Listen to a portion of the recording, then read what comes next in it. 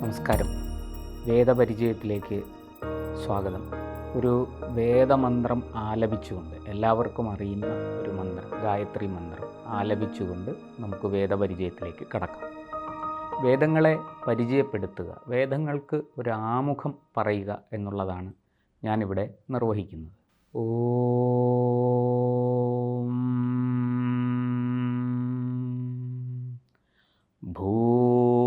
ഭൂർഭുവസ്വഃ തത്സവിതുർവരേണ്യം ഭർഗോ ദേവസ്യ ധീമഹി ധിയോ യോ നഃ പ്രചോദയാത്. ഗായത്രി മന്ത്രമാണ് ഇവിടെ ചൊല്ലിയത്. അതിൻ്റെ വിശദമായ അർത്ഥത്തിലേക്ക് മറ്റും നമുക്ക് പിന്നീട് കടന്നു വരാം.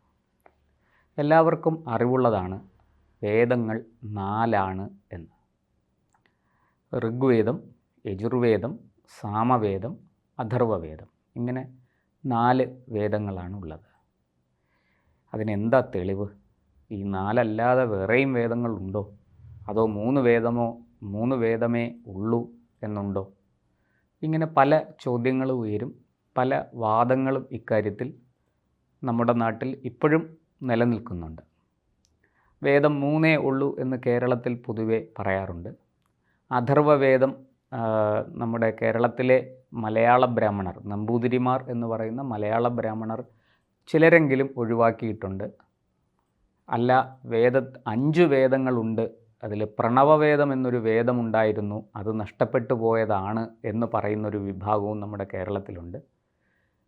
വിശ്വകർമ്മ വിഭാഗത്തിൽപ്പെട്ട ആൾക്കാർ അങ്ങനെ കരുതുന്നുണ്ട്. അങ്ങനെ ഒരു പ്രണവവേദം എന്നൊരു വേദം ഉണ്ടായിരുന്നോ ഇല്ലയോ, അത് നഷ്ടപ്പെട്ടോ എന്നുള്ളതിന്, അങ്ങനെയൊന്നും ഉണ്ടായിരുന്നു എന്നുള്ളതിന് തെളിവൊന്നും നമുക്ക് ലഭ്യമല്ല. എന്നാൽ വേദം 4.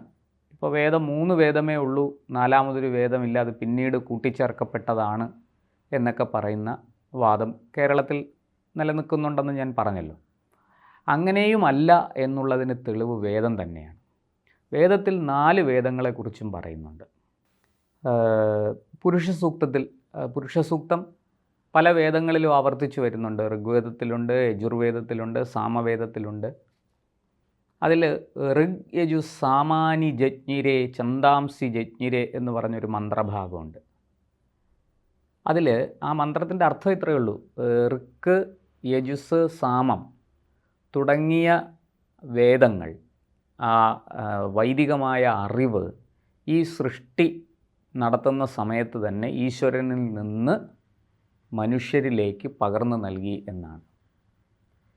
ഋഗ് യജു സാമാനി ജജ്ഞിരേ ഛന്ദാംസി ജജ്ഞിരേ. ഛന്ദാംസി എന്ന വാക്കുകൊണ്ടാണ് അവിടെ അഥർവവേദത്തെ വിവക്ഷിക്കുന്നത്. ഛാദനം ചെയ്ത് പൊതിഞ്ഞ് സംരക്ഷിക്കുന്നത് കൊണ്ട് അത് ഛന്ദാംസി, ഛന്ദസ് എന്ന പേരിൽ, എന്ന വിശേഷണത്തോടു കൂടി അവിടെ ആ മന്ത്രത്തിൽ പറഞ്ഞിരിക്കുകയാണ്. അപ്പോൾ ഋക്ക്, യജുസ്, സാമം, ഛന്ദസ് എന്ന അഥർവം, ഇങ്ങനെ 4 വേദങ്ങൾ സൃഷ്ടികർത്താവായ ഈശ്വരനിൽ നിന്നും പ്രകടമായി എന്നാണ് വൈദിക മതം. ആസ്തികരെല്ലാം വിശ്വസിക്കുന്ന അങ്ങനെയാണ്. അതായത് ഈശ്വരവിശ്വാസികളായ ആൾക്കാർ, ഈശ്വരനെ അംഗീകരിക്കുന്നവർ, ഈശ്വരൻ്റെ അസ്തിത്വത്തെ സ്വീകരിക്കുന്നവർ വിശ്വസിക്കുന്ന അങ്ങനെയാണ്. നിരീശ്വരവാദികൾ ഇതൊന്നും സ്വീകരിക്കുന്നില്ല, അവർ വേദത്തെയും സ്വീകരിക്കുന്നില്ല.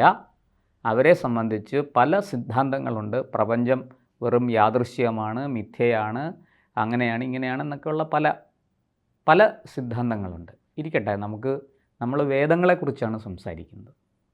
അങ്ങനെ 4 വേദങ്ങളുണ്ട് എന്നുള്ളതിന് തെളിവ് വേദം തന്നെയാണ്. ഈ പുരുഷസൂക്തത്തിൽ മാത്രമല്ല, മറ്റു പല സന്ദർഭങ്ങളിലും ഇത് വെളിവാക്കപ്പെടുന്നുണ്ട്. വിസ്താരഭയം നിമിത്തം അങ്ങോട്ടേക്ക് പോകുന്നില്ല. എങ്കിലും ഏറ്റവും പ്രധാനമായ പ്രമാണം വേദങ്ങളിൽ നിന്ന് തന്നെ നമുക്ക് പറയാൻ സാധിച്ചു. വേദങ്ങളിൽ തന്നെ അതിനുള്ള തെളിവുമുണ്ട്. ഋഗ് യജു സാമാനി ജജ്ഞിരേ ഛന്ദാംസി ജജ്ഞിരേ എന്ന് തുടങ്ങുന്ന ആ മന്ത്രഭാഗം. ഇനി മറ്റ് ഗ്രന്ഥങ്ങൾ ഏതെങ്കിലും, വേദമല്ലാത്ത ഗ്രന്ഥങ്ങൾ ഏതെങ്കിലും പറയുന്നുണ്ടോ വേദങ്ങളെക്കുറിച്ച്? ഉവ്വല്ലോ. നമ്മുടെ മനുസ്മൃതിയിൽ വേദങ്ങൾ 4 പറയുന്നു. ഋഗ്വേദം, യജുർവേദം, സാമവേദം, അഥർവവേദം എന്നിങ്ങനെ 4 വേദങ്ങൾ യഥാക്രമം ഋഷിമാർക്ക് ലഭിച്ചു എന്ന് മഹർഷി മനു പറയുന്നു. അഗ്നി, വായു, രവി, അങ്കിരസ് എന്നിങ്ങനെ 4 ഋഷിമാർക്കാണ് 4 വേദങ്ങൾ ലഭിച്ചത് എന്ന് പറയുന്നു. ഋഗ്വേദം അഗ്നിക്കും, യജുർവേദം വായുവിനും, സാമവേദം രവിക്കും, അതുപോലെ അഥർവവേദം അഥവാ ഛന്ദസ് എന്ന പേരിൽ അറിയപ്പെടുന്ന അഥർവവേദം അങ്കിരസ് എന്ന ഋഷിക്കും ലഭിച്ചു എന്നാണ് മനുസ്മൃതി പറയുന്നത്, മഹർഷി മനു പറയുന്നത്. ഒരു പ്രാചീനമായ ഗ്രന്ഥമാണത്. അതുപോലെ ഇങ്ങോട്ടും നമ്മൾ കടന്നു വരുമ്പോൾ രാമായണത്തിലും മഹാഭാരതത്തിലും ഒക്കെ ഇതിൻ്റെ വർണ്ണനകളുണ്ട്. അതിൽ മഹാഭാരതത്തിൻ്റെ ഭാഗമായിട്ട് വരുന്ന ഒരു സന്ദർഭത്തിൽ പറയുന്നത്, ദുഷ്യന്തൻ ശകുന്തളയെ അന്വേഷിച്ച് കാട്ടിൽ വെച്ച് കാണുന്നു. വളരെ യുവതിയായ ശകുന്തളയോട് ദുഷ്യന്തൻ അനുരാഗം തോന്നുന്നു. അങ്ങനെ ദുഷ്യന്തൻ ശകുന്തളയെ അനുഗമിച്ച് ആശ്രമത്തിലേക്ക് ചെല്ലുന്നു, ആശ്രമത്തിലേക്ക് ചെല്ലുന്നു. അവിടെ കണ്വാശ്രമത്തിൽ ചെല്ലുമ്പോൾ അവിടെ ഋഷിമാർ, കണ്വൻ്റെ ശിഷ്യന്മാരായ ഋഷിമാർ വേദം പഠിക്കുന്ന ആ കാഴ്ചയാണ് അദ്ദേഹം അവിടെ കാണുന്നത്. ഋഗ്വേദികൾ ഋഗ്വേദം പഠിക്കുന്നു, യജുർവേദികൾ യജുർവേദം പഠിക്കുന്നു, സാമവേദികൾ സാമവേദം പഠിക്കുന്നു, അഥർവവേദികൾ അഥർവവേദം പഠിക്കുന്നു. എങ്ങനെ പഠിക്കുന്നു? ചൊല്ലിപ്പഠിക്കുകയാണ്, സ്വരസഹിതം. ഇത് ഈ സ്വരം എന്ന് പറയുന്നത് ഈ വേദം ചൊല്ലുന്നതിന് ചില നിയമങ്ങളുണ്ട്. മന്ത്രങ്ങൾ അർത്ഥലോപം വരാതെ ചൊല്ലണം എന്നാണ് വിധി. നമുക്ക് ആ വിഷയത്തിലേക്ക് പിന്നീട് വരാം. ചെറുതായിട്ടൊന്ന് സൂചിപ്പിക്കാം. അഗ്നിമീളേ പുരോഹിതം യജ്ഞസ്യ ദേവമൃത്വിജം ഹോതാരം രത്നധാതമം. ഇങ്ങനെ മന്ത്രപാഠം ഇങ്ങനെ ചെയ്യാറുണ്ട്. ഇപ്പം നമ്മൾ തൃശ്ശൂർ ബ്രഹ്മസ്വ മഠത്തിലും അതുപോലുള്ള വേദപാഠശാലകളിലും പല സ്ഥലത്തും വേദപാഠശാലകളുണ്ട്, കേരളത്തിനകത്തും പുറത്തുമുണ്ട്. അപ്പോൾ അവരൊക്കെ അവരുടെ ഒരു ഗോത്ര സംവിധാനത്തിൽ ഒതുങ്ങി നിന്നുകൊണ്ട് അവരുടെ ചില ചിട്ടകൾക്കനുസരിച്ച് വേദം ഇങ്ങനെ ചൊല്ലാറുണ്ട്, വേദം ചൊല്ലി പഠിപ്പിക്കാറുമുണ്ട്. അപ്പോൾ ആ ചൊല്ലി പഠിപ്പിക്കുന്നത് ദുഷ്യന്തൻ അവിടെ കണ്ടു എന്നാണ്. ഋഗ്വേദികൾ ഋഗ്വേദം ചൊല്ലുന്നു, ചൊല്ലി പഠിക്കുന്നു. അതുപോലെ യജുർവേദികൾ മറ്റൊരു ഭാഗത്ത് യജുർവേദത്തിൻ്റെ പാഠങ്ങൾ ചൊല്ലി പഠിക്കുന്നു. സാമവേദികൾ സാമവേദത്തിൻ്റെ പാഠങ്ങൾ ചൊല്ലി പഠിക്കുന്നു. അതുപോലെ അഥർവവേദികൾ അഥർവവേദ പാഠങ്ങളും ചൊല്ലിപ്പഠിക്കുന്നു. ഇങ്ങനെ 4 വേദങ്ങൾ ചൊല്ലിപ്പഠിക്കുന്നതായിട്ട് ദുഷ്യന്തൻ കാണുന്നു. ഈ ദുഷ്യന്തൻ ചെല്ലുന്നത് കണ്വാശ്രമത്തിലാണ്, കണ്വ മഹർഷിയുടെ ആശ്രമത്തിലേക്കാണ്. ഈ കണ്വ മഹർഷി എന്ന് പറയുന്നത് വേദവ്യാസൻ്റെ അച്ഛൻ പരാശരൻ, അദ്ദേഹത്തിൻ്റെയും അച്ഛൻ ശക്തി എന്ന് പറയുന്ന മഹർഷിയുടെ സമകാലീനനാണ്. അപ്പോൾ വേദവ്യാസനൻ 2 തലമുറ മുമ്പാണ് ഈ കണ്വ മഹർഷിയുടെ കാലം. ആ കാലത്താണ് ദുഷ്യന്തൻ അവിടെ ചെല്ലുമ്പോൾ ഇത് കാണുന്നു. ഇത് മഹാഭാരതത്തിൽ വ്യാസമഹർഷി തന്നെ വർണ്ണിക്കുന്നുണ്ട്. അപ്പോൾ നമ്മളൊരു സാധാരണ കേൾക്കാറുള്ള ഒരു കാര്യം, വേദവ്യാസൻ 4 വേദങ്ങളെയും വ്യസിച്ചു, 4 വേദങ്ങളെ 4ആയിട്ട് പകുത്തു എന്നാണ്. ഇത് ഒരു തെറ്റിദ്ധാരണയുടെ പുറത്തുണ്ടായതാണ്. അങ്ങനെയല്ല. അങ്ങനെ ആയിരുന്നെങ്കിൽ ഈ നമ്മുടെ വേദവ്യാസൻ, കൃഷ്ണദ്വൈപായന വേദവ്യാസൻ ജനിക്കുന്നതിനും 2 തലമുറ മുമ്പ് ദുഷ്യന്തൻ ഈ കാഴ്ച കാണില്ലായിരുന്നല്ലോ.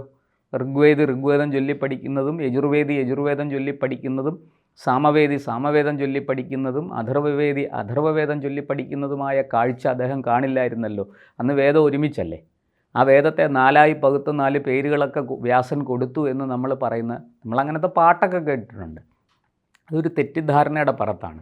ഈ വേദപഠനത്തിൽ മനുഷ്യർക്ക് അലസത ബാധിച്ചു. മഹാഭാരത കാലത്തിനും, അതായത് നമ്മുടെ കുരുക്ഷേത്ര യുദ്ധമൊക്കെ നടക്കുന്നതിനും 1000 വർഷം മുമ്പ് തന്നെ ഈ ലോപം മനുഷ്യരിൽ കാണാൻ തുടങ്ങി. വേദപഠനത്തിനോട് ഉദാസീനത, വേദം കൃത്യമായി പഠിക്കാൻ തയ്യാറല്ലാത്ത ഒരവസ്ഥ. നമ്മൾ പൊതുവേ എങ്ങനെയാണ്, മനുഷ്യർ ഓരോരുത്തർക്ക് ഓരോരോ കാലത്ത് ഓരോ താല്പര്യങ്ങൾ തോന്നും. അപ്പം അന്ന് ഈ നിഷ്ഠയോടുകൂടി വേദം പഠിക്കുന്ന ഒരു രീതി അല്ലെങ്കിൽ വേദം പഠിക്കുന്ന ശൈലിക്ക് ഒരു ഇടിവ് ഉണ്ടായി, അതിലൊരു അലസത വന്നു മനുഷ്യർക്ക്. അപ്പോൾ ഋഷിമാർ വളരെ ബുദ്ധിമാന്മാരും ദീർഘദൃഷ്ടിയുള്ളവരുമാണ്. അവർ വളരെ ദീർഘവീക്ഷണത്തോടു കൂടി അവർ ഈ വേദം പഠിക്കാൻ വേണ്ടിയിട്ട് ഒരുപാട് പദ്ധതികൾ ആവിഷ്കരിച്ചു. അത് വ്യാസൻ്റെ കാലത്താണ് ഏറ്റവും ഒടുവിൽ ആ പദ്ധതി ഏറ്റവും മനോഹരമായി ആവിഷ്കരിച്ചത്. അദ്ദേഹം ഈ 4 വേദങ്ങളും പഠിക്കാൻ വേണ്ടിയിട്ട് 1127 ശാഖകളുണ്ടാക്കി. അതിനെല്ലാം പേരുമൊക്കെ കൊടുത്തു. ആ ശാഖകളിലൂടെ വേദപഠനം മുന്നോട്ട് പോകാനായിട്ട് അദ്ദേഹം ചില നിഷ്ഠകളും ഉണ്ടാക്കി. അതനുസരിച്ചാണ് ഇന്ന് നമ്മുടെ വേദപഠനം പോകുന്നത്. അതനുസരിച്ചാണ് ഇന്ന് നമ്മൾ 4 വേദങ്ങളും പഠിച്ചു പോകുന്നത്. നമ്മുടെ ആ ഏതാണ്ട് 5200 വർഷങ്ങൾക്ക് മുമ്പ്, 5150 വർഷം എന്നൊക്കെ നമുക്ക് ഒരു ഏകദേശം പറയാം.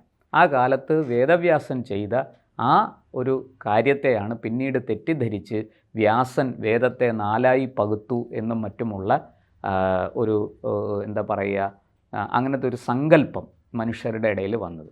ഞാനീ പറഞ്ഞത് വേദവ്യാസന് മുമ്പും 4 വേദങ്ങളുണ്ടായിരുന്നു. അത് മനുസ്മൃതി, വേദവ്യാസനേക്കാൾ മുമ്പ് ജീവിച്ചിരുന്ന ആളാണ് മഹർഷി മനു. ആ മഹർഷി മനുവിൻ്റെ ഗ്രന്ഥത്തിൽ അല്ലെങ്കിൽ അദ്ദേഹത്തിൻ്റെ പ്രവചനത്തിൽ, അദ്ദേഹത്തിൻ്റെ കൃതിയിൽ ഇതുണ്ട്, 4 വേദങ്ങളുണ്ടെന്നും 4 ഋഷിമാർക്ക് ലഭിച്ചുവെന്നും. അതുപോലെ തന്നെയാണ് ഈ മഹാഭാരതത്തിലെ സന്ദർഭം ഞാൻ പറഞ്ഞത്. അതുപോലെ ഈ 4 വേദങ്ങളുടെ ബ്രാഹ്മണ ഗ്രന്ഥങ്ങളെക്കുറിച്ചും അതിൻ്റെ പഠനത്തെക്കുറിച്ചും ഈ മഹാഭാരത കാലത്തിന് മുമ്പേ ഉണ്ട്. അതിനെക്കുറിച്ച് വർണ്ണിക്കുന്ന പാഠഭാഗങ്ങളും മറ്റുമൊക്കെ വ്യാകരണം ഗ്രന്ഥങ്ങളിലും മറ്റും നമുക്ക് ലഭ്യമാണ് ഇപ്പോഴും. വ്യാകരണ ആചാര്യന്മാർ, വ്യാകരണത്തിൻ്റെ ഋഷിമാർ, പാണിനിയെ പോലെയുള്ള മഹർഷിമാർ ഇത് പറഞ്ഞിട്ടുണ്ട്. അപ്പോൾ ഇതൊന്നും നിഷേധിക്കാൻ പറ്റുന്ന കാര്യങ്ങളല്ല. ഇതിനെക്കുറിച്ച് ഗവേഷണ ബുദ്ധിയെ സമീപിച്ച് പുരാണ കഥകളുടെ അടിസ്ഥാനത്തിൽ പോകാതെ ഗവേഷണ ബുദ്ധിയെ സമീപിച്ചാൽ വൈദികമായ ആർഷഗ്രന്ഥങ്ങളുടെ അധ്യയനം കൊണ്ട് നമുക്കത് മനസ്സിലാകും.